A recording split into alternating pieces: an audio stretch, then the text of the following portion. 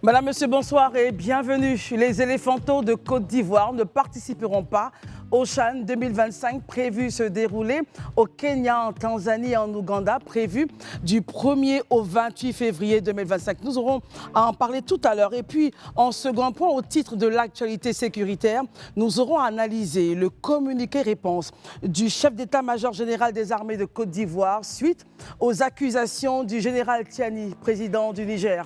Merci d'être avec nous. Le Grand Talk démarre maintenant.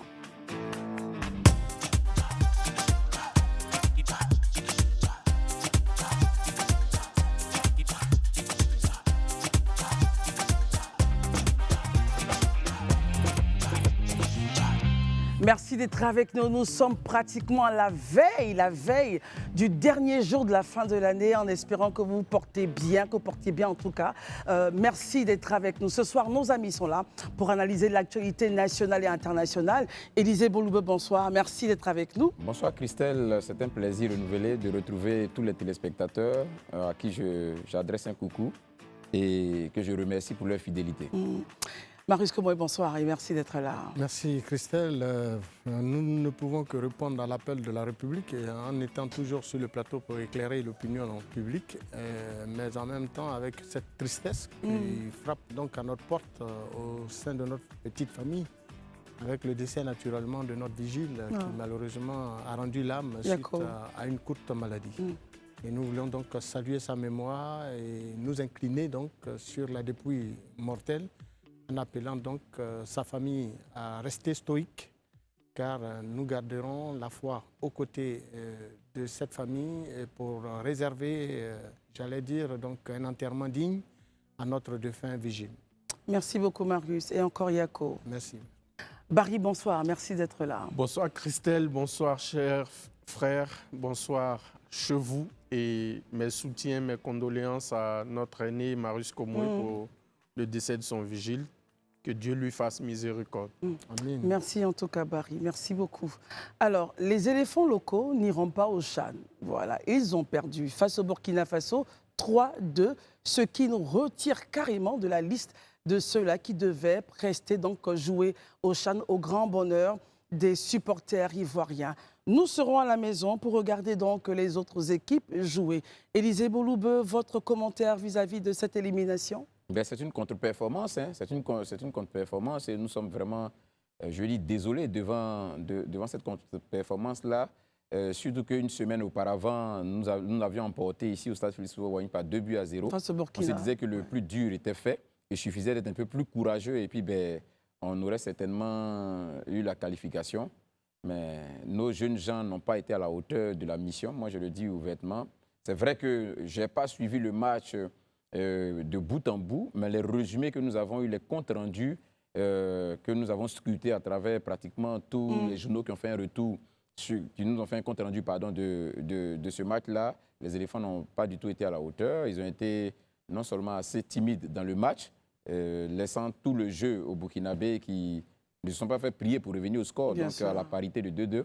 Et puis dans les tirs au but, on n'a pas été suffisamment droit. Donc finalement, le Burkina s'est qualifié, déjà en revenant au score 2 buts partout, et puis ensuite au tir au but, en menant par 4 tirs à 2. Nous sommes éliminés, c'est une contre-performance et je pense que les jeunes gens doivent s'en vouloir parce qu'ils n'ont pas vraiment mouillé le maillot comme on attendait. C'est désolant. Aujourd'hui, la Côte d'Ivoire, avec l'ossature que nous avons avec l'équipe A, l'équipe senior A, et puis je lui ai dit, au sortir de cette canne-là, logiquement, quelles que soient les différentes catégories, on doit pouvoir quand même si on doit tomber, mais qu'on sente réellement que les Ivoiriens se sont battus. Mais au regard de ce que nous avons vu, en tout cas au Mali, ce n'était pas honorifique pour les Ivoiriens. Et nous sommes vraiment désolés de devoir regarder le CHAN prochain depuis nos fauteuils à la maison. Et on espère que la fédération saura en tirer toutes les conséquences et puis travailler de sorte à ce qu'on ne nous serve plus ce spectacle-là, quoi. Marius Komoé, c'est sur les bords de la lagune ébriée que nous aurons donc à regarder ce qui se passera de façon conjointe au Kenya, en Tanzanie, en Ouganda. Mais en même temps, quand vous finissez de réagir sur la performance des éléphants, observons aussi avec vous le championnat local, parce que c'est quand même les éléphants locaux. Au niveau des U, si je ne me trompe pas, des U20, c'est ça. On est également éliminé. Le CHAN également. U17. U17, pardon. Nous sommes éliminés. Le CHAN également éliminé. Est-ce que notre championnat local est assez stable? Élysée parlait du championnat des locaux, du moins des éléphants A, qui, eux, évidemment, donnent succès, donnent satisfaction. Marius, commentaire? Le seul commentaire qui pourrait naturellement nous inscrire dans une telle situation, c'est tout simplement la question de la formation. Alors, vous prenez des équipes comme par exemple les équipes locales en Mauritanie, au Burkina, au Mali. La plupart des joueurs locaux sont formés sur place. Et de quelle manière? En Côte d'Ivoire, c'est vrai qu'on a beaucoup d'équipes, on a beaucoup de centres de formation. Bon, on se rend compte que notre championnat national n'est pas alimenté. Mauritanie qualifiée, hein? Mais Ils sont qualifiés. Mais la Mauritanie a une bonne... Ils ont battu le Mali à domicile, il faut le signifier. Ils ont une bonne politique de formation au niveau local. Et donc, la plupart d'ailleurs des joueurs de l'équipe nationale de la Mauritanie sont composés des locaux. Ceux-mêmes qui ont affronté les éléphants seniors en Coupe d'Afrique au stade ici à Abidjan, lors de la Coupe d'Afrique, étaient pour la plupart, les joueurs maliens étaient pour la plupart des locaux. Et donc, la formation de nos joueurs s'impose. Et là, le Burkina l'a démontré. Ils ont dominé le match de la première mi-temps à la seconde mi-temps. Nos joueurs, nos éléphantos se sont retranchés dans leur camp. Ils n'ont pas pu véritablement produire un football parce qu'ils avaient en face d'eux des joueurs burkinabés qui avaient beaucoup à vendre. Et bien évidemment, c'est tout logiquement qu'ils ont remonté les 2 buts qu'ils avaient d'ailleurs encaissés le dimanche dernier. Et donc, nous sommes allés au tir au but. Et c'est comme l'a dit Élysée, c'est par justement 4 tirs au but réussis contre 2 pour nous que nous serons désormais obligés de regarder, pour employer vos propres termes, eh bien, cette CHAN à la maison. Et ça, vraiment, c'est dommage. Mais il faut bien, on ne jettera pas l'opprobre, ou même, j'allais dire, on n'accusera pas la Fédération ivoirienne de football. La formation commence certes par une véritable politique de football mise en place par la Fédération, mais il n'en demeure pas moins que les clubs eux-mêmes recrutent et forment des joueurs de qualité que la Fédération usera pour alimenter donc notre équipe nationale. Barry, votre commentaire sur cette élimination, aussi vos observations sur le championnat local. D'abord, je voudrais féliciter l'équipe des étalons locaux, l'équipe du Burkina Faso, qui a été brillante pendant le match. Quand vous voyez les 2 buts, ce sont des buts qui ont été construits. Il faut dire que les éléphants ne sont jamais rentrés dans le match. Ça, c'est un fait. Parce que le premier tir ivoirien, je crois, il intervient à la 87e minute. Mais c'est dû à quoi, justement? Bon, les joueurs n'étaient pas en forme. Peut-être qu'ils ont été timorés par l'enjeu. C'est un match à élimination directe à coup près. C'est vrai qu'il y avait 2 buts d'écart, mais lorsque vous encaissez le premier but à la demi-heure de jeu, l'adversaire n'a qu'un autre but pour aller au tir au but. Et vous jouez en terrain hostile, ce n'est pas évident. C'est peut-être un manque de compétitivité de la part de ces joueurs locaux-là. Mais il ne faut surtout pas enterrer tout ce qui est fait. C'est vrai qu'ils ne sont pas passés, mais au match aller, ils ont été brillants, seulement qu'ils n'ont pas pu gérer le match décisif. Mais je le dis, je le maintiens, il faut féliciter le Burkina qui a bien joué, qui a mérité sa qualification. Qualification assurée par un ancien joueur de la SEC Mimosa, Patrick Malo, il fallait que je le précise. Pour les supporters de l'Africa que vous êtes. Voilà. Donc, pour revenir au championnat local, moi je pense que ce n'est pas forcément que les joueurs n'ont pas le niveau. Mais là où il y a le problème, c'est au niveau de la structuration des clubs. C'est-à-dire? Parce que quand vous prenez, à part peut-être l'Africa, il n'y a pas un club qui s'identifie à un centre de formation qui joue en Ligue 1. Tu veux dire la SEC? À part la SEC? La SEC plutôt. Voilà. Avec l'académie Mimosifcom. Donc, quand vous prenez d'autres clubs, il n'y a peut-être pas de moyens.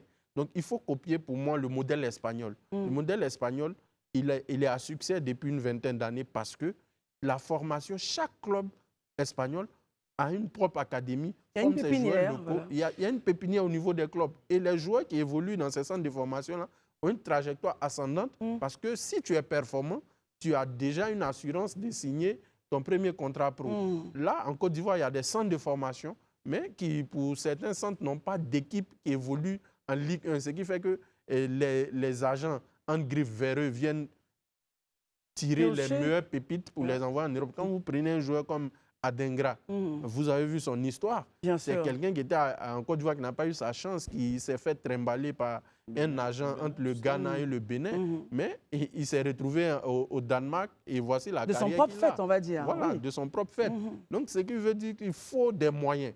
Il faut que les opérateurs économiques ivoiriens aussi s'intéressent à l'investissement dans le sport parce que c'est un investissement qui est rentable. Et quand vous prenez le tout-puissant Mazembe en RDC, c'est Moïse Katumbi, Tchapo et l'ancien gouverneur, qui était propriétaire du club, qui a mis des moyens et les résultats étaient là. Vous prenez Al-Ali, il y a des moyens derrière, le Zamalek, Al-Ali d'Égypte.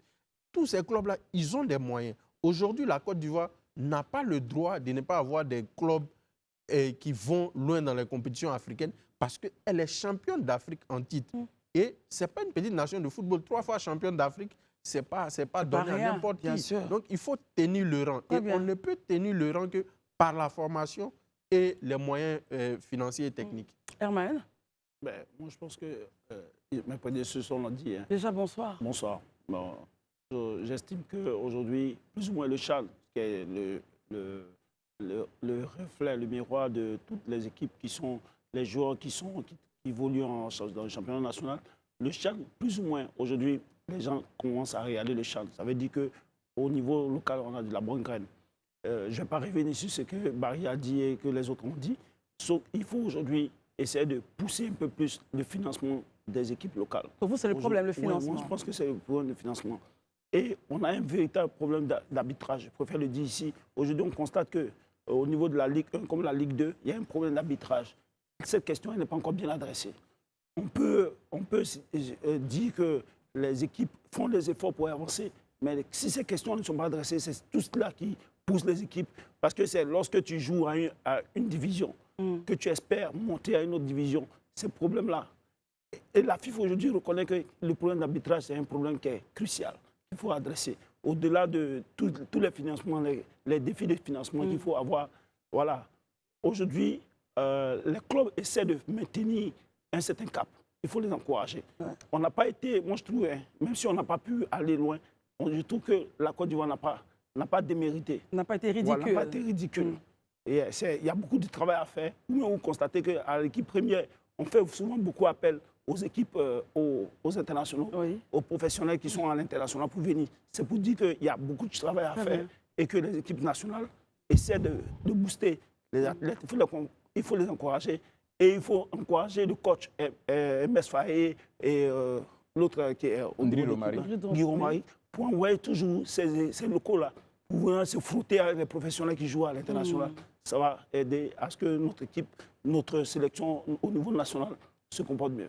Élisée, votre point et puis réaction sur les propos d'Herman qui estime qu'il y a le financement et l'arbitrage qui pourraient être, ce sont ces facteurs-là qui plomberaient le football local. Réaction? Non, moi je ne partage pas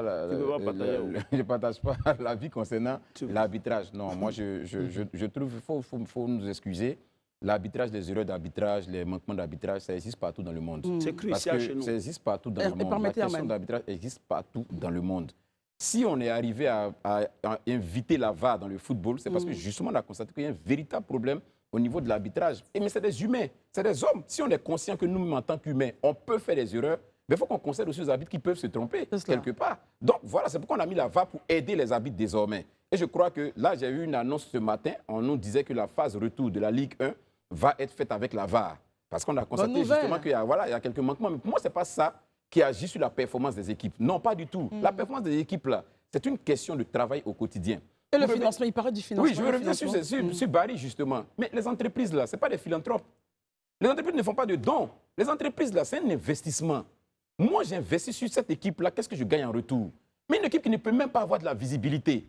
Parce que pour avoir de la visibilité, il faut que tes résultats t'emmènent à un certain niveau, un palier supérieur qui te donne plus de visibilité. Donc, je sais que quand j'investis sur toi, ça me permet, moi, en retour aussi, de pouvoir gagner. Parce que quand on voit tous les sponsors, on voit tout ce que j'ai sur moi et autres, tout ça, ça permet de gagner. Mais si les résultats sont médiocres, les résultats ne sont pas de nature à attirer les regards, pourquoi je vais investir sur vous? Donc, pour moi, la première chose, c'est d'insister sur le travail des clubs. Il faut que les clubs mettent plus d'accent sur le travail.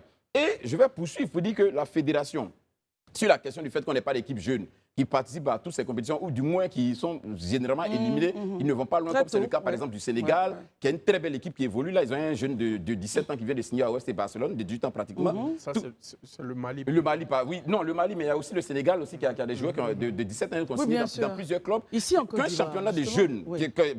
nous, je pense que la politique de la FIFA doit mettre l'accent sur le championnat de jeunes. Moi, je me rappelle quand j'étais tout jeune, on entendait souvent parler de Africa Cadet, Ouais. Africa Junior, et il y avait des compétitions réelles qui Tout à existaient. fait. Le Stella Junior et autres, tout ça. Mais c'est des choses qui n'existent quasiment plus. Après qu'on finit sur la Ligue 1, on finit la Ligue 2, paf, on ferme les robinets, Donc on ne passe devrait à pas autre être chose. surpris. Mais c'est pas possible. Il faut qu'on organise des championnats de jeunes pour que, dès le bas âge déjà, on mette les jeunes en situation de compétition. Ça permet d'avoir des écoles. Il faut, on dit on veut des jeunes de 17 ans, on se promène dans les centres de formation, on recrute un ici, deux ici, trois ici, mais ils n'ont pas la culture de la compétition. C'est différent. C'est pas la même chose. Donc Très ça, bien. aujourd'hui, il faut Ils n'ont pas peut-être de que la vécu Fédération ivoirienne de football regarde ça de près. Marius Komoué, allez-y, vous avez la parole. Vous faisiez des gestes lorsque Non, mais tout à Herman fait. était en train de faire son propos. Allez-y. Non, parce qu'on ne peut pas accuser l'arbitrage à un tel niveau de compétition. Qu'est-ce que l'arbitrage a à voir pour des gens qui devraient avoir... Ils se lèvent le matin, ils s'en vont jouer au football. C'est leur travail de tous les jours.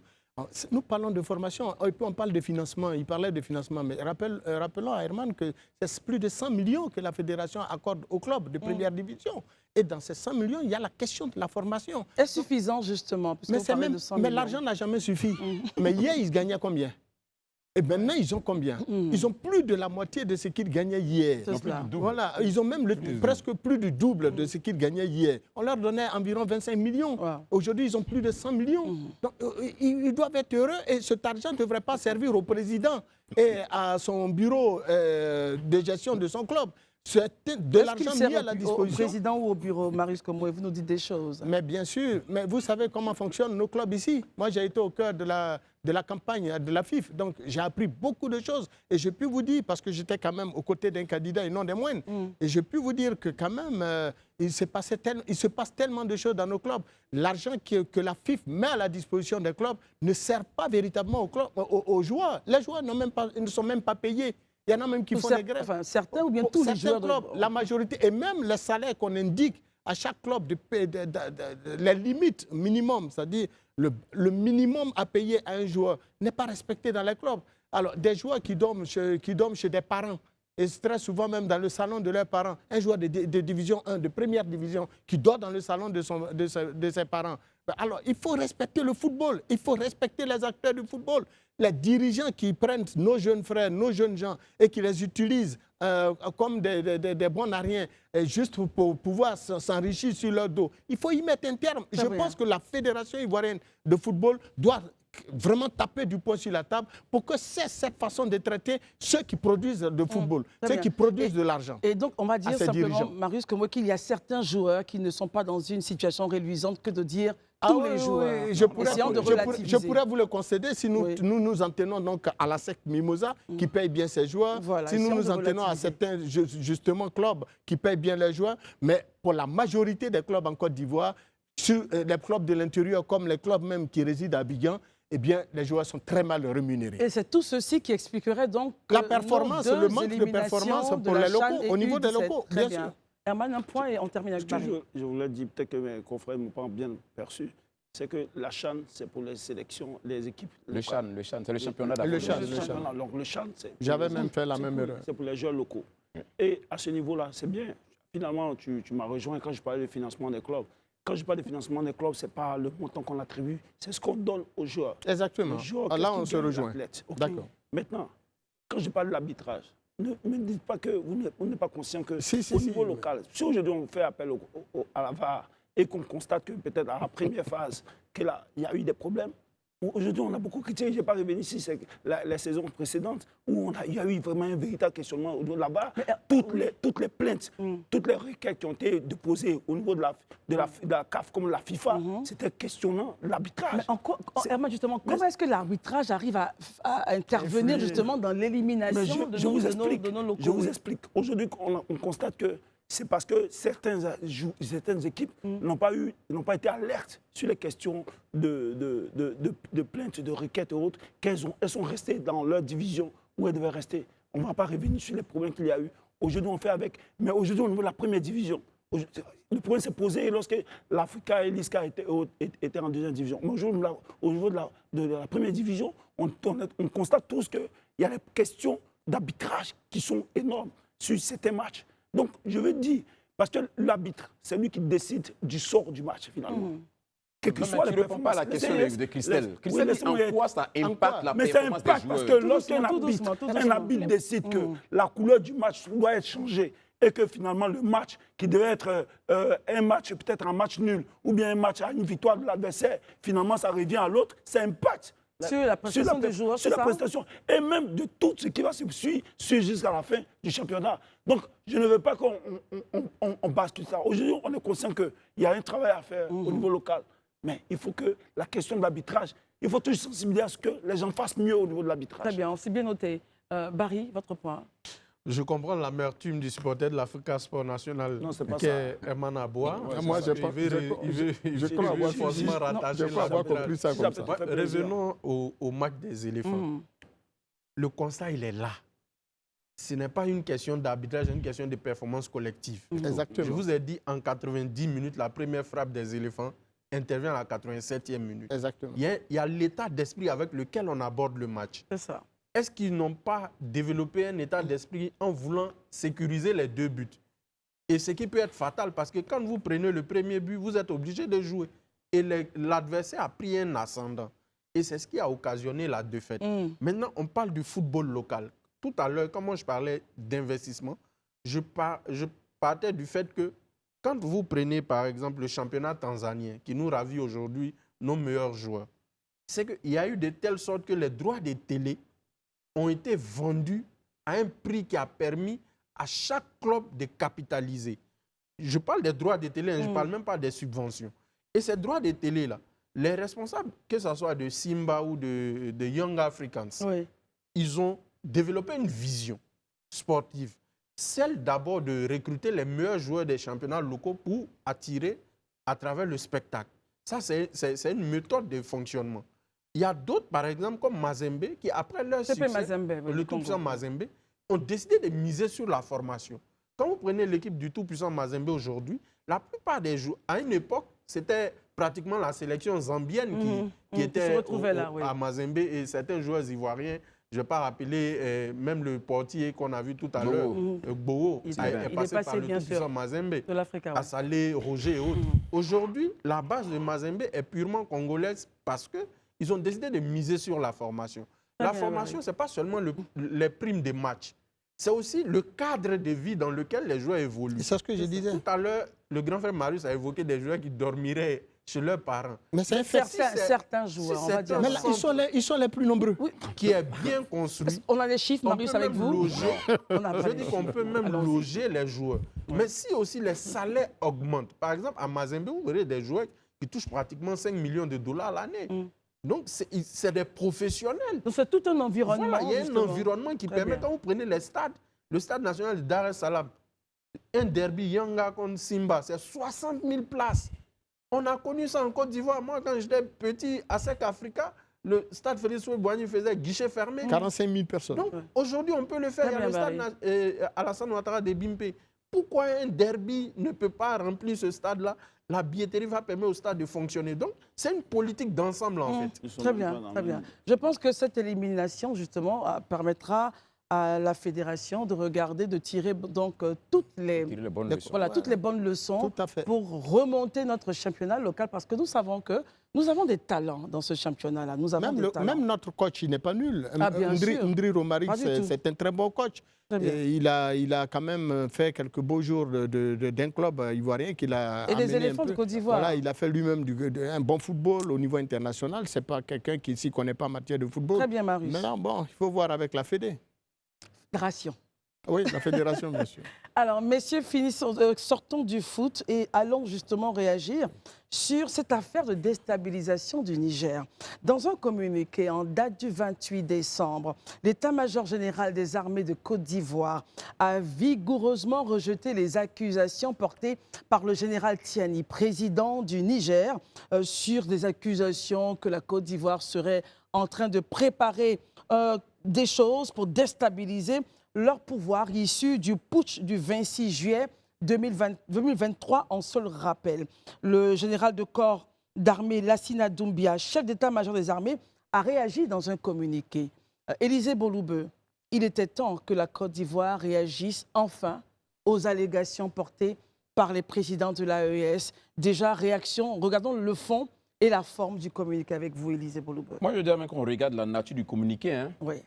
Le communiqué est une réponse aux propos de celui-là qui tient les rênes du pouvoir aujourd'hui à Niamey. Mais la réponse est donnée par qui?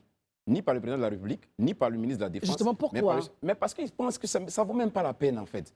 Ça dit, ça vaut même pas, on ne juge même pas utile, on ne juge pas sérieux les propos du président. De militaire à militaire, pourquoi justement? De nature à ce qu'on puisse même donner une réponse à un niveau ministériel, voire présidentiel. Ce n'est même pas utile, en fait. Mais attendez, pendant combien de temps vous allez continuer à toujours évoquer des questions de complot sans même apporter une once de début de preuve? Ça a été avec le capitaine Traoré. Pendant plus de combien de temps ici? Il a dit, voilà, il y a des complots qui se fomentent en Côte d'Ivoire. Jusqu'à aujourd'hui, je vais vous donner les preuves dans les jours à venir. Là, ça nous fait plusieurs mois. On n'a pas encore eu début de preuves. Aujourd'hui, c'est le général Tchani qui vient dire encore qu'on est en train de fomenter des coups d'État en Côte d'Ivoire. Pour la gouverne des uns et des autres, rappelons déjà qu'il a déjà accusé le Nigeria, il a déjà accusé le Bénin, et aujourd'hui, c'est la Côte d'Ivoire. Et la CEDEAO, justement, a réagi dans un communiqué le 26 décembre. Ça, je vais y arriver. Mais ça veut dire qu'ils sont dans une stratégie logique et normale. Vous savez, ça, c'est l'attitude, et ça, je le dis sans faux fuyant. C'est l'attitude.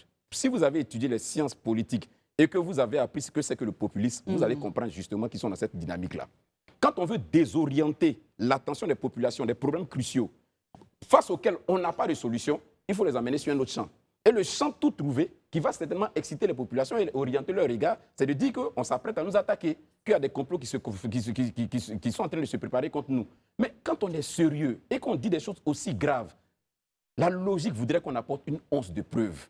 Ça fait de vous des gens crédibles, ça fait de vous des gens sérieux, à qui on peut accorder une certaine crédibilité. Mais vous ne pouvez pas lancer des accusations dans le vide comme ça, sans même un début de preuve. Mais alors, à un moment donné, quand même, soit on est dans un État, ou bien soit on est dans une jungle, ou bien dans une république bananière. C'est dans la république, on peut dire ce qu'on a envie de dire, sans prendre la peine de donner un élément, un début de preuve. Surtout qu'on accuse un État. Pourquoi la Côte d'Ivoire enfin réagit justement? Non, mais il y a eu plusieurs choses je pense que l'attitude du chef d'état-major général ici s'exprime par une...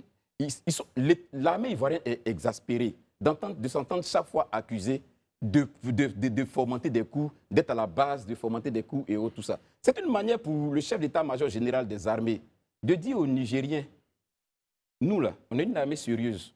On a des choses plus importantes qui nous intéressent et c'est de veiller à l'intégrité de notre territoire, à veiller à la sécurisation de notre territoire. Parce que le terroriste que vous avez du mal à combattre là-bas, pour lequel d'ailleurs vous avez dit que vous prenez le pouvoir pour résoudre et que vous n'arrivez même pas à résoudre là, si demain ça capote, c'est sur nous ça va venir. Donc nous là, on prend nos dispositions pour veiller à l'intégrité de notre territoire. On ne va pas passer notre temps à fomenter des coups contre un régime quand on sait que si ce régime tombe, ou bien si aujourd'hui l'État ne fonctionne plus à leur niveau, mais c'est nous tous qui allons encaisser d'une manière ou d'une autre. Qu'est-ce qu'on gagne à le faire?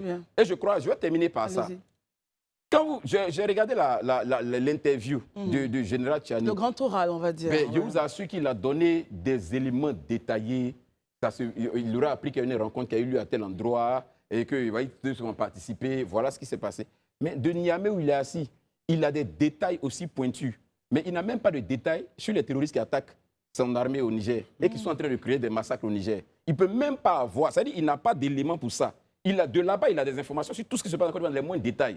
Mais tous les mouvements des groupes terroristes, des groupes qui attaquent et qui sont en train de massacrer les Nigériens et l'armée nigérienne là-bas, il n'a pas d'informations sur leurs mouvements, sur leurs déplacements et cela arrive à faire des victimes. Mais soyons sérieux à un moment donné, concentrez-vous sur ce pourquoi vous avez dit aux Nigériens, aux Maliens, aux Burkinabés que vous prenez le pouvoir, c'est-à-dire débarrasser votre territoire du terrorisme. Concentrez-vous là-dessus. Et c'est ce que le chef d'état-major leur dit à la fin. Concentrez-vous dessus, c'est l'objectif pour lequel vous êtes venus. Arrêtez de toujours distraire l'opinion, envoyer les propos, les pensées des gens vers des choses qui ne sont pas justes et ne sont pas vraies. Il ne faut pas détenir l'attention. On sait, la logique du populisme, on a tous étudié les sciences politiques. Le populisme, on sait comment ça fonctionne, ça ne passera pas. Marius Komoré, regardons maintenant le ton de ce communiqué. Comment vous le trouvez? Et est-ce à dire que l'armée ivoirienne désormais ne se taira plus vis-à-vis des accusations des pays donc, de l'AES? Tout porte à le croire. Et c'est tout à leur honneur d'ailleurs. Et moi, je pense qu'à un moment donné, il faut mettre un haut là. nous sommes tous des patriotes. Chacun de nous aime son pays. Et je pense que quand on aime son pays, on ne peut pas vraiment admirer, en étant dans son pays, qu'un autre pays frontalier puisse nous accuser de tout temps et en tout instant d'action, hein, de subversion, d'action de déstabilisation. On nous dit qu'on forme des gens ici pour aller attaquer le Burkina Faso. À l'époque, on s'était longuement interrogé pourquoi un militaire au pouvoir puisse accuser un pays comme la Côte d'Ivoire dont ses ressortissants vivent assez nombreux dans ce pays. Nous avons combien de Burkinabés en Côte d'Ivoire? Vous prenez le Mali, c'est le même scénario. Nous sommes un pays, nous sommes des pays frères. La circulation des biens et des personnes est une réalité pour nous en Côte d'Ivoire. Est-ce qu'il aurait fallu justement pour notre armée à cette époque-là de réagir? Mais je pense qu'ils ont bien fait même d'ailleurs à l'époque, au moment où nous on les pressait de réagir pour nous éclairer. Et ils ont bien fait même de se taire pour qu'on comprenne à la longue que toutes ces accusations n'ont jamais véritablement produit un seul élément de preuve. Élysée le disait, il n'a pas tort de le relever.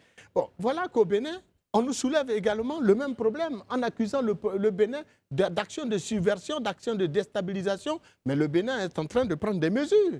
Et certainement Barry en parlera. Mais en ce qui concerne la Côte d'Ivoire, il est temps qu'on y mette un terme. Et je pense que la réaction de notre armée, au travers de son premier responsable, le chef d'état-major des armées ivoiriennes, est salutaire. Il faut y mettre un terme et il faut désormais en appeler à au moins que les uns et les autres produisent les preuves de leurs accusations. Alors parlons du Bénin, vous disiez tout à l'heure que le Bénin avait réagi.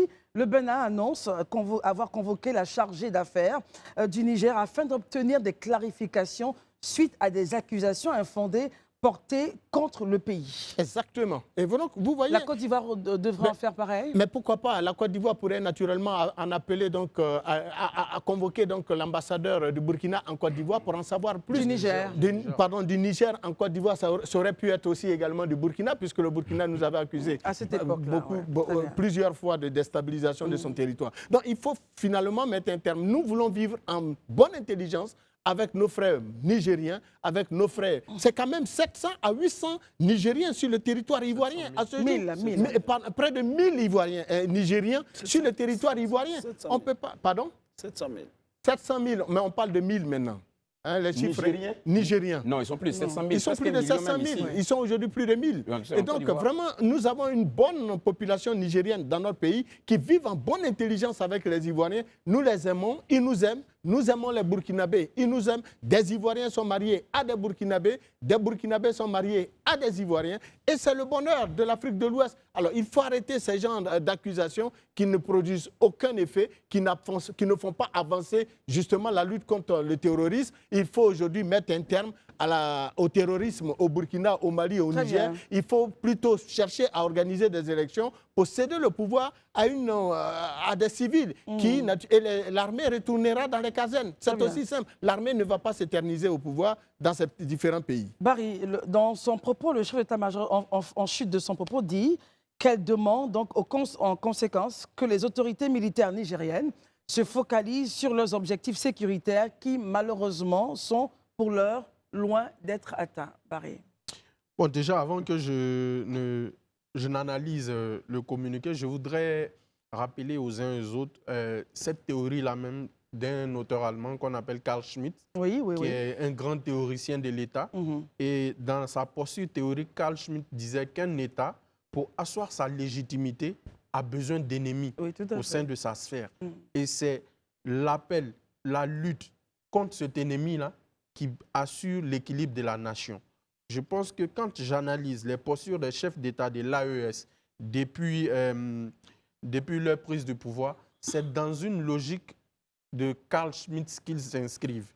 Ils ont besoin de justifier un certain nombre, je ne dirais pas d'échecs, mais de couacs sur le terrain pour asseoir leur légitimité. Ils passent pour ceux-là qui sont les dignes fils de l'Afrique, qui lutteraient pour l'indépendance de l'Afrique. Mais dans le même temps, ils font des reproches à certains États voisins tels que le Nigeria, la Côte d'Ivoire, le Bénin, le Bénin et la Sénégal Côte même. d'Ivoire sont des pays francophones. Au temps du président Macky Sall, le Sénégal était cité. Bizarrement, on n'entend plus le nom du Sénégal. Je ne sais pas pourquoi, mais c'est la même armée sénégalaise, c'est le même chef d'état-major, le général Mbaye Cissé, qui est encore aux commandes des armées sénégalaises, qui est là. Ça n'a pas changé, seulement que le ministre a changé. Donc, pour dire quoi? Les accusations que le général Tchiani a portées, les gens, j'ai entendu des personnes dire qu'il a donné tellement de détails, mais les détails, là, il peut les donner. Je vous explique pourquoi. La plupart des officiers nigériens sont passés par les écoles militaires ivoiriennes. Vice-versa, il y a une coopération militaire entre le Niger et la Côte d'Ivoire qui date des années 60. Le président Oufoué et le président Diori Amani avaient de très bons rapports. Le général Salou Djibo, qui a fait le coup d'État en 2011, a été formé à l'EFA. Il est passé par Le l'NPT. général Tchani, par contre, lui, c'était le Sénégal. Oui, lui, il est passé par l'école d'application d'infanterie des Thiès. C'est juste pour vous rappeler les liens historiques entre les deux armées. Le général Traoré Zana Ahmed de la Côte d'Ivoire. Est-ce que le contexte n'a pas changé, justement, à l'évocation de tout ceci? Le contexte a changé parce qu'aujourd'hui, on est dans une logique où le Niger construit son discours à partir du fait que la CEDEAO avait émis l'idée d'intervenir au Niger pour restaurer le président Bazoum. Donc, l'argumentaire est construit à partir de cette réalité-là. Mais quand on accuse, je veux dire que les reproches qu'on fait à un État, fut-il voisin comme la Côte d'Ivoire ou un autre État comme le Nigeria, il y a des canaux qui existent. Lesquels, par exemple? Les canaux diplomatiques. Bien sûr. Le Conseil de sécurité de l'ONU est là. Même si on ne condamne pas les pays qui sont accusés, on peut créer le débat. Je pense que là-bas, le cadre il est un peu plus adapté pour fournir des preuves. Mais quand vous faites un narratif où telle ou telle personne serait rentrée là, moi je pense que l'armée ivoirienne réagit parce qu'il y a certaines unités de l'armée qui sont indexées, comme la garde républicaine et les forces spéciales qui sont indexées. Donc c'est normal que l'armée réagisse. Le ministère de la Défense aurait pu réagir, le porte-parole du gouvernement aurait pu réagir. Mais on a pondu un communiqué. Le Nigeria, qui est un autre pays accusé, a réagi effectivement par le biais du chef d'état-major. Mais certaines personnes, observateurs, et je reste avec vous, Barry, estiment que, du côté du Niger, estiment que le chef d'état-major n'aurait pas dû, lui, réagir vis-à-vis de ce communiqué. Votre commentaire? Non, je comprends leur point. Ils se disent que la Côte d'Ivoire banalise certainement le sujet. Mais je veux dire que je suis libre de répondre à un pays voisin selon mes humeurs. C'est une question de rapport de force symbolique. Je ne suis pas obligé d'envoyer mon ministre de la Défense. Le porte-parole du gouvernement peut réagir. Ce n'est pas tant celui qui réagit pour moi qui est important. Ce sont les propos. Moi, je note par exemple que dans le communiqué, il y a quand même, et on termine avec vous, il y a quand même une forme d'ouverture. C'est mon point, je peux me tromper. Les forces armées de Côte d'Ivoire, fidèles à leur longue tradition de coopération avec les pays de la sous-région, demeurent engagées à continuer à apporter leur contribution à la paix et à la stabilité régionale. Moi, je pense que c'est une phrase qui, malgré toutes les négations, la Côte d'Ivoire reste dans sa même dynamique de vouloir coopérer avec les pays voisins. Ça s'est fait avec le Mali, ça s'est fait avec le Burkina, au nord de la Côte d'Ivoire, où les armées avaient cutus pour traverser les frontières. Les frictions ont commencé à partir de l'arrivée au pouvoir du capitaine Ibrahim Traoré, à la tête du Burkina Faso. Donc je dis et je le répète, quand on a un État, on veut faire des réprobations à un autre État, il y a des canaux officiels. Maintenant, pourquoi on ne rappelle pas son ambassadeur en Côte d'Ivoire? Ça se fait quand on n'est pas d'accord. Ou le convoquer pour consultation. Ou le convoquer pour consultation, bien, ça se fait. Herman, votre commentaire justement sur cette affaire? J'avoue que j'ai écouté religieusement mes confrères tout à l'heure. Je suis plus ou moins d'accord avec ce qu'ils disent par rapport au communiqué. C'est un communiqué qui est assez responsable. Et il fallait que le chef d'état-major des armées ivoiriennes revienne à cela. Parce que ça fait plusieurs fois maintenant qu'il y a quand même des accusations. Mais moi, au-delà de tout cela, je voudrais demander pourquoi est-ce que c'est à chaque fois la Côte d'Ivoire qu'on cite qui tenterait de déstabiliser un pays proche et autres. De la même manière qu'on peut considérer que nos forces armées ivoiriennes sont responsables devant leur destin, devant leurs agissements et autres, on peut s'imaginer aussi que, aussi bien au Burkina Faso comme au Niger, les gens aussi, ils ont des informations. Je ne suis pas en train de les disculper et autres pour leur dire qu'ils ont peut-être raison, mais je pense que toutes ces questions-là, et c'est pourquoi je chute avec les différentes options que finalement, sur lesquelles on se rejoint, sur la question de la voie diplomatique. Il y a des canaux, effectivement, avec lesquels il faut régler les questions. Mais il ne faudrait pas en même temps balayer de revers les inquiétudes des uns et des autres. Parce qu'on est dans un... Est-ce que le contexte sécuritaire, justement, ne le permet pas? On sait bien que la position de la CEDEAO et des pays de l'AES est différente. Le vin, pratiquement, est presque tiré. Oui, mais donc à Abidjan, c'est tout à fait normal qu'on puisse trouver des noirs à tout ce qui est agissement du Niger, du Burkina ou bien du Mali. Mais aussi bien, on peut faire les mêmes analyses ici. Les gens aussi peuvent penser qu'au Niger, au Burkina, au Mali, qu'on soit perdu des réalités. Moi, je dis toujours que c'est là qui est important. Tout ce qui est question diplomatique, on ne connaît pas les ressentis des différentes armées quand elles engagent, par exemple. Parce qu'accuser un pays, on ne peut pas se lever comme ça, accuser un pays. C'est sur la base de certains faits que ces États-là arrivent à accuser. Est-ce que ces faits ne doivent pas être présentés justement à l'État accusé? C'est pourquoi je suis content que la Côte d'Ivoire aujourd'hui met un point d'honneur à réagir pour montrer qu'effectivement, voici comment elle oriente sa politique concernant la défense et autres. Mais ne pas se dire que depuis Abidjan, que ceux qui sont à Bamako, au Niger, à Ouaga ou à Niamey soient forcément dans un certain déni. Parce que je l'ai entendu ici, et j'ai entendu ça sur plusieurs plateaux. Non, la même manière qu'on soit en Côte d'Ivoire, qu'on reproche que ces pays-là nous accusent à tort, certainement, on peut leur permettre aussi d'avoir une certaine lecture, on peut leur concéder le fait qu'eux aussi, ils estiment que la Côte d'Ivoire, à un moment donné, les attaque. On n'a pas les éléments sur la base desquels les Niamey ou Ouagadougou se basent pour accuser les armées ivoiriennes. Mais on ne peut pas, nous, ici, sur un plateau, dire que parce que la Côte d'Ivoire donne ce point-là et que c'est forcément cela. Moi, je ne crois pas que nous soyons des porte-parole de l'armée ivoirienne. Je pense qu'on aide à faire comprendre que les enjeux sont vraiment importants. Et pour moi, pour terminer là-dessus rapidement, il faut laisser place. Et ça, là-dessus, on est tous unanimes que la question de la diplomatie. Aujourd'hui, je peux reprocher à Niamey de n'avoir pas utilisé les voies diplomatiques. Mais je ne peux pas dire que depuis Abidjan, que Niamey raconte n'importe quoi. Sur quelle base? Moi, j'aimerais... Enfin, bon, je laisse Élysée prendre le relais. Sur quelle base on pourrait aller dans votre point? Sur quelle base Niamey pourrait donc se permettre d'accuser... Je peux donner un élément avant que... Élysée voudrait réagir et puis voilà. Bon, peut-être qu'il donne son élément, ça va lui donner encore... Non, ce que je veux dire, c'est la même base selon laquelle que la Côte d'Ivoire ne peut pas imaginer des attaques depuis Abidjan, mettre en mal l'armée. C'est la même base. La même base, si on se dit que la Côte d'Ivoire ne peut pas le faire, on peut aussi permettre à Niamey ou à Ouagadougou de ne pas penser à le faire. Mais si Niamey ou Ouagadougou arrivent à dire que nos armées sont engagées en une déstabilisation, ce n'est pas à nous de régler le problème. C'est entre les accords de bon voisinage, les relations de bon voisinage, qu'on peut régler. Donc, moi, je reviens toujours, et c'est de la bonne chute. Au moins sur la question, on est tous d'accord qu'au niveau diplomatique, ces questions pouvaient se régler. Et que Niamey n'avait pas droit à faire ses communiqués, et qu'Abidjan même n'avait pas droit à faire ses communiqués. Parce que le communiqué de l'état-major de la Côte d'Ivoire, ce n'est pas un communiqué des officiers diplomatiques. Que les accusations portées par le gouvernement malien et burkinabé, jusqu'à présent, comme Élysée l'a dit, sont restées sans preuve. Voilà, à tout de suite. Merci d'être avec nous pour la seconde partie de ce temps d'antenne. Notre plateau n'a pas changé.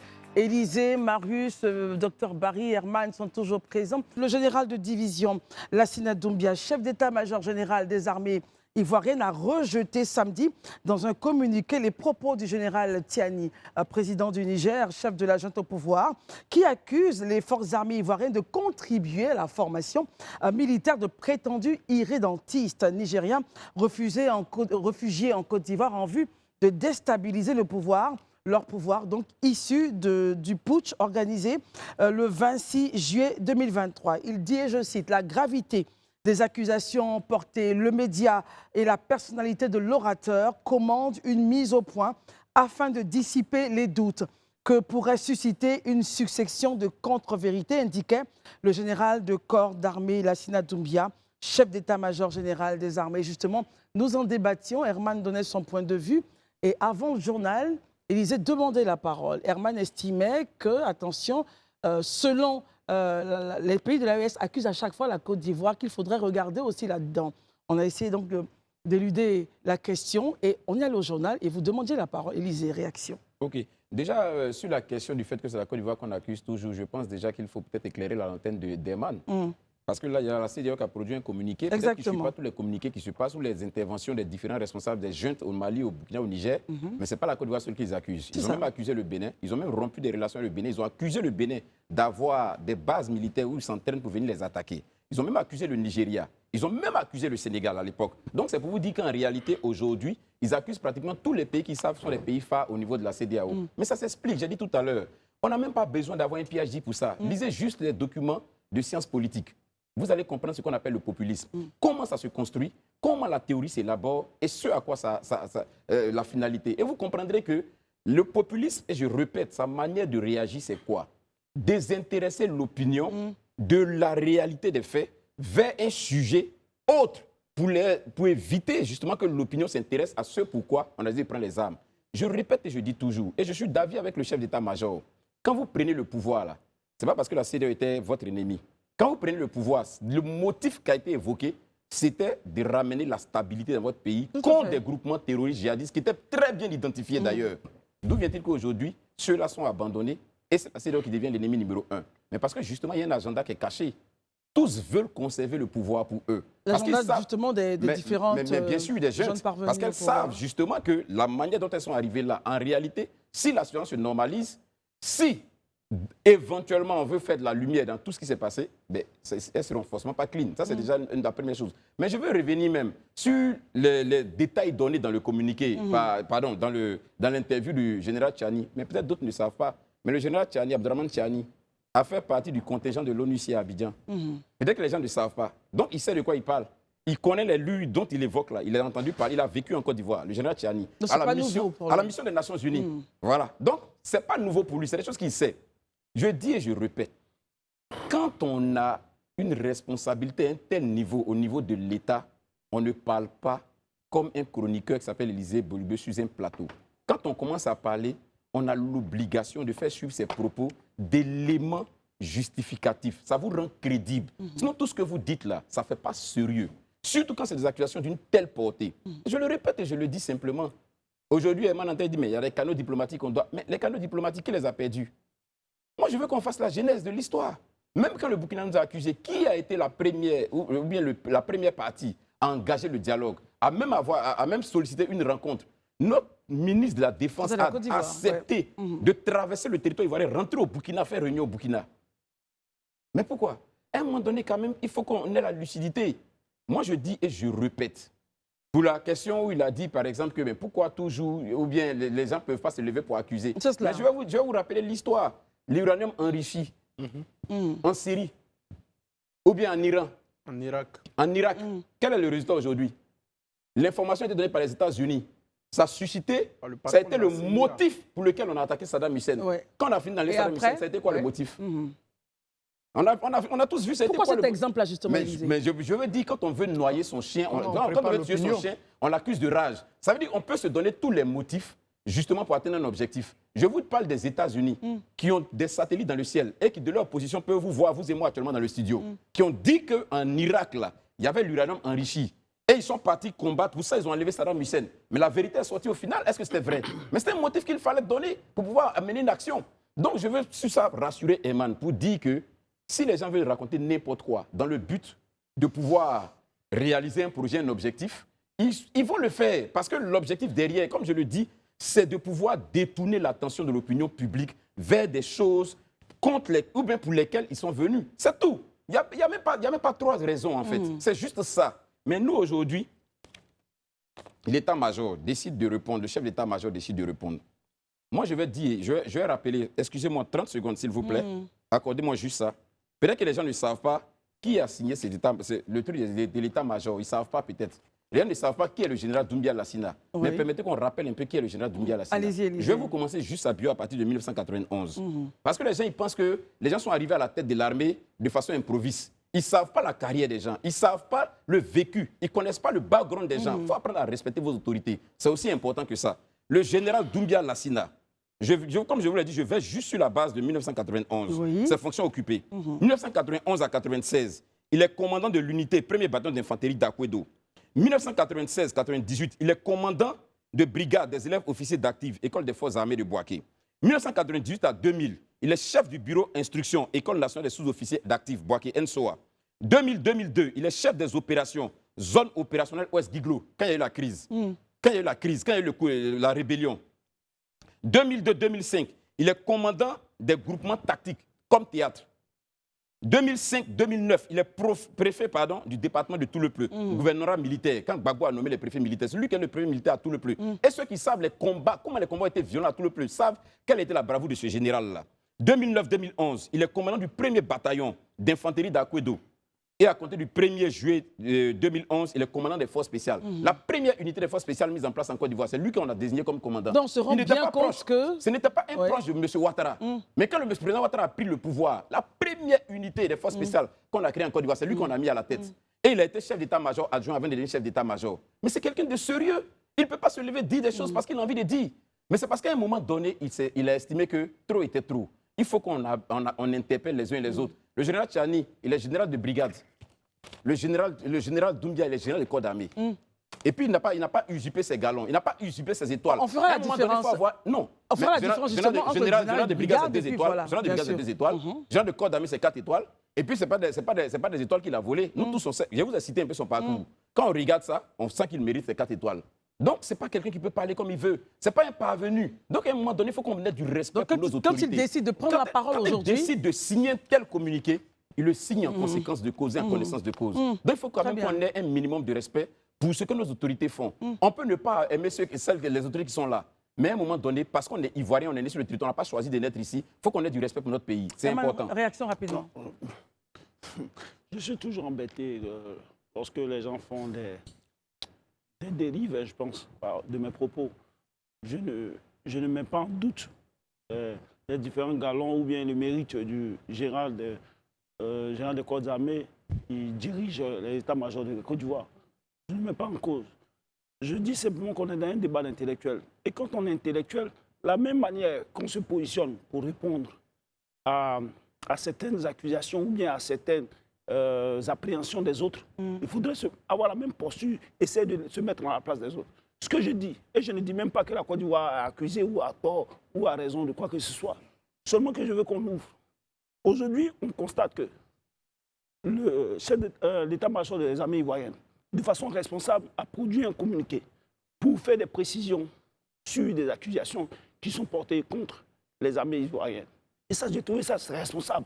Quand on voit les termes de façon claire, on peut même dissuader les armées ivoiriennes. Et ça, je suis bien constant que par rapport aux différentes accusations antérieures, et qu'aujourd'hui on le produit. J'ai même dit sur ce plateau par plusieurs fois, pourquoi est-ce que l'état-major ou bien que la Côte d'Ivoire ne fait pas un point?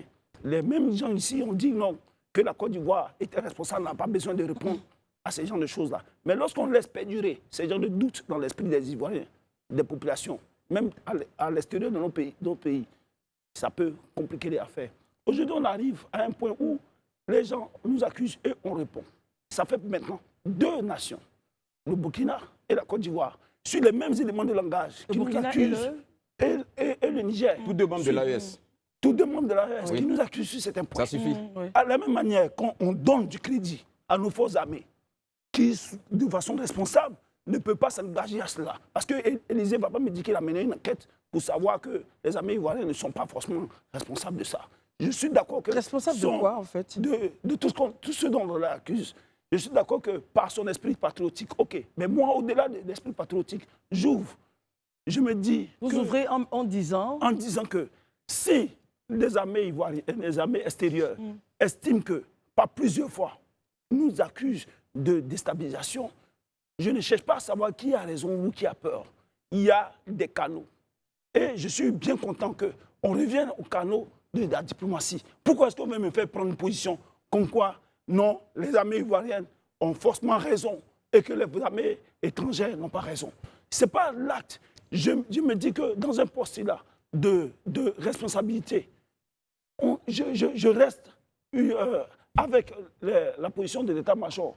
Mais en même temps, je me pose des questions. Mais pourquoi est-ce que c'est toujours nous justement, qu'on l'accuserait? C'est ça le... Mais oui, mais c'est un point. Mais c'est un point, au moins c'est un fait. Oui, je ne suis pas, laissez terminer. C'est au moins un fait que deux nations, qu'elles soient de l'AES, comme vous le disiez, parce que vous avez un souci autre de chose, gorge déjà. nous accusent de déstabilisation. Nous, intellectuels, ce n'est pas nous des douaniers ou quelque que ce soit. Je sais que, d'accord, par l'élan de patriotisme, on peut arriver à se dire que les gens, non, mais sur quelle base? Très bien, Élysée va nous dire aujourd'hui que la Côte d'Ivoire n'est pas forcément responsable. Très bien, merci beaucoup. De façon scientifique. On a bien compris. Il a parlé de... Bon, allez-y, Élysée. Ok. Je me réserve le droit aussi de répondre. Herman, c'est moi qui partage la parole. Je suis d'accord avec vous. Oui, voilà, merci. Voilà, Allons-y, Élysée. juste 15 secondes pour rebondir rapidement sur la question des accusations, parce que c'est ça le point. Au-delà même de l'accusation. Non, on est dans un débat intellectuel. Oui. Donc, on ne peut pas, ça ne nous donne pas le droit de dire tel a raison, tel n'a pas raison et tout ça. C'est ça. Je suis d'accord qu'on n'est pas dans un tribunal. Mais le débat d'intellectuel, ça fait appel à l'intelligence et à l'intellectualisme. C'est deux notions différentes. Tu peux être intellectuel et ne pas être intelligent. Mais si tu es intelligent, tu es forcément intellectuel. Ça aussi, peut-être, il faut qu'on définisse ça un jour. Quand on est dans un débat d'intellectuel, on a un débat de raisonnement logique. C'est-à-dire, on peut ne pas épouser la position que tu as, mais quand on voit ton argumentaire, on voit de la cohérence et de la logique dans ton argumentaire. Mais quand on regarde ton argumentaire ou quand on l'écoute, on ne sent même pas qu'il est logique, qu'il est décousu. Mais ça n'a rien d'intellectuel. Excusez-moi, ce n'est pas parce que vous avez juste un titre ou bien un diplôme que ça suffit qu'on dise que vous êtes intellectuel. Il faut que cela soit caractérisé par la logique. Quand on me dit, par exemple, que des gens disent, il faut qu'on regarde aussi le fait que les gars soient en train de nous accuser à tout moment et tout ça. Mais j'ai dit et j'ai répété tout à l'heure. Les pays de l'AES. Je vous ai ramené juste à un élément simple. Dieu merci, aujourd'hui, on a Internet, tout le monde peut se cultiver. Allez-y sur Internet, allez prendre les théories du populisme. Et quand vous allez finir de lire ça là, vous n'allez même plus venir poser la question de savoir, il faut qu'on voie pourquoi les uns et les autres aussi en sont en train de nous accuser. Vous comprenez tout de suite la théorie qui a été développée. C'est tout. Très bien. Écoutons Barry parce qu'il demande la parole et ensuite, du moins Marius. Allons-y, Barry. Christelle, ce que moi je voulais dire, en fait, la Côte d'Ivoire est frontalière avec le Ghana, avec le Libéria, la Guinée, le Mali et le Burkina. Au départ, les frictions, c'était avec le Mali. Je pense que depuis un certain moment, il y a quand même une certaine accalmie avec le Mali. Il vous souviendra que le ministre Abdoulaye Diop avait porté des accusations vis-à-vis de la France. Le ministre Abdoulaye Diop, du Mali, voilà.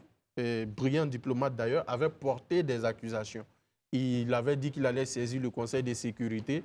Malheureusement, je ne sais pas pourquoi le Conseil de sécurité n'a pas été saisi. Bref, maintenant, c'est le Niger qui porte le chapeau. Quand vous suivez l'argumentaire, on peut porter des accusations contre quelqu'un.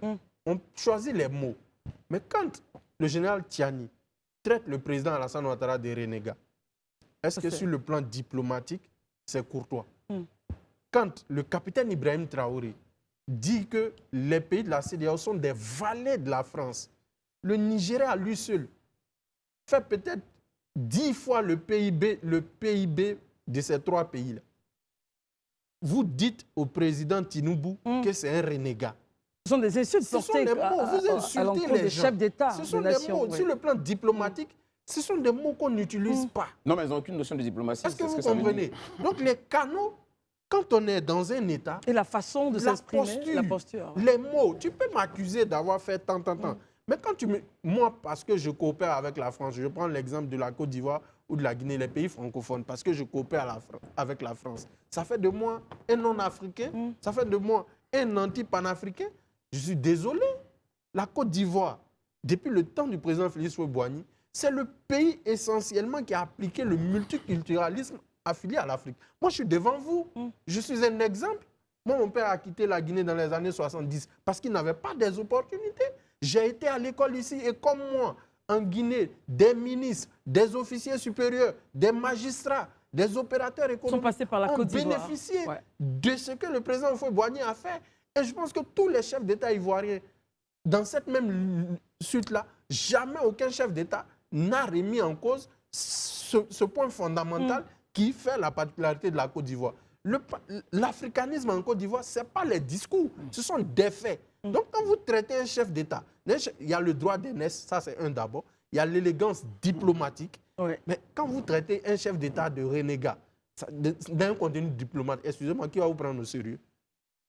Je vous dis, il y a l'Union africaine. C'est vrai qu'ils sont suspendus à l'Union africaine, mais il y a certaines cours. Quand vous avez des accusations, apportez les preuves là-bas. C'est d'État à État. C'est clair. Vous pouvez rappeler, il y a un ambassadeur du Niger en Côte d'Ivoire. Si le Niger pense que la Côte d'Ivoire est source de déstabilisation, ils peuvent rappeler l'ambassadeur pour consultation, ils peuvent le rappeler définitivement, ou bien ils peuvent porter plainte au Conseil de sécurité de l'ONU pour dire que voici ce qui est reproché à la Côte d'Ivoire et à ces pays-là. Très bien. La Russie est un soutien des pays de l'AES. Il est membre permanent du Conseil de sécurité. Oui, tout à fait. La Russie peut demander une enquête. Pourquoi la Russie ne le fait pas? Très bien, Barry. Mais on sait comment aussi la Russie a géré la question de la Russie Syrie. ne veut pas se fourvoyer parce qu'il y a Très pas bien. d'argument. Très C'est un bien. État- Justement, c'est un État sérieux. justement. Alors, Marius Komoé, est-ce que l'attitude, quand on regarde un peu le commentaire, on a suivi un peu 2 heures de temps, le président nigérien s'est exprimé. Est-ce qu'ils ne veulent pas pousser la CEDEAO à bout en utilisant donc ces mots pas du tout élégants vis-à-vis des chefs d'État constitutionnellement installés?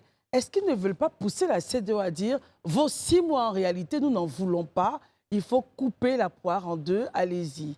Barry, réaction, du moins Marius, réaction. À dire vrai, dans la situation qui est la leur, nous les comprenons. Puisque nous-mêmes en Côte d'Ivoire, nous avons traversé une situation, j'allais dire une zone de turbulence de 2000 à 2011. Et durant ces moments difficiles pour les Ivoiriens, il suffisait d'une petite déclaration d'un chef d'État de la sous-région. On se souvient encore des envolées lyriques dans les médias conventionnels contre Abdoulaye Wade, dans ses prises de position contre la Côte d'Ivoire à l'époque. On se souvient encore des journaux proches du régime. Pourquoi cet exemple, Marius, revenons sur... Mais tout simplement, c'est pour ça que je vous ai dit au début que nous les comprenons. Parce que nous avons traversé ces zones de turbulence. À l'état actuel de la situation du Niger, du Burkina, du Mali, il suffit d'une seule déclaration qui ne va pas dans le sens du maintien de la junte militaire au pouvoir que vous êtes un adversaire. Or, la junte au pouvoir au Niger, au Mali, au Burkina ne sont pas là pour l'éternité. Ma question était la suivante, je la rappelle. Je disais, la CEDEAO a dit, nous vous laissons un temps de 6 mois, justement le temps de voir s'il y a possibilité pour vous de revenir. Est-ce que l'attitude assez poussée et très dure justement de ces juntes-là qui insultent pratiquement, est-ce qu'elles ne veulent pas dire à la CEDEAO, nous ne voulons plus de vous, mais laissez-nous tranquilles? Pourquoi ne pas regarder aller au second degré et puis les laisser partir, Marius? Mais déjà, ils ont déclaré ne plus faire partie de la CEDEAO. Mais ça, c'est la déclaration. Mais dans les faits, ils n'ont rappelé aucun de leurs ambassadeurs. Dans les faits, ils continuent de commercer avec la Côte d'Ivoire et plusieurs autres pays. D'ailleurs, ils n'ont jamais rappelé leurs ressortissants à quitter les pays de la CEDEAO, encore moins de l'UEMOA. Donc, alors, moi, je me dis que... Ils sont toujours membres de l'UEMOA. Bien entendu. C'est des déclarations d'hommes politiques, des militaires qui sont devenus des hommes politiques désormais et qui veulent s'éterniser, à ce que je vois, au pouvoir. Sinon, ça fait quand même quelques années. Ils ont bien dit qu'ils étaient là pour un temps bien donné. Ils ont repoussé. La CEDEAO les amène à comprendre la nécessité d'organiser des élections. Et chaque fois que la CEDEAO prend un communiqué, ils trouvent une situation pour accuser un chef d'État et plus particulièrement le chef d'État ivoirien. Bon, moi, je suis patriote, hein, et ça, je le dis de façon claire et distincte. Je ne peux pas accepter qu'on accuse à n'en point fini mon pays sans en apporter des preuves. Très bien. Hier, s'ils nous ont, j'allais dire, bercés avec leurs accusations, mais aujourd'hui, ça ne peut plus tenir parce qu'il faut nous apporter des preuves et nous ne pouvons pas accepter que la Côte d'Ivoire, un grand pays comme le nôtre, qui a 40% du PIB de l'UEMOA, soit accusé de déstabilisation dans la zone de la CEDEAO. Très bien. Dans tous les cas, l'état-major a réagi. La Côte d'Ivoire n'est mêlée ni de loin ni de près aux accusations portées par le président donc, du Niger. Les forces armées, et je lis ce passage du communiqué du général d'armée Lassina Doumbia, chef d'état-major des armées. Les forces armées de Côte d'Ivoire, fidèles à leur longue tradition de coopération avec les pays de la sous-région, demeurent engagés à continuer à apporter leur contribution à la paix et à la stabilité régionale.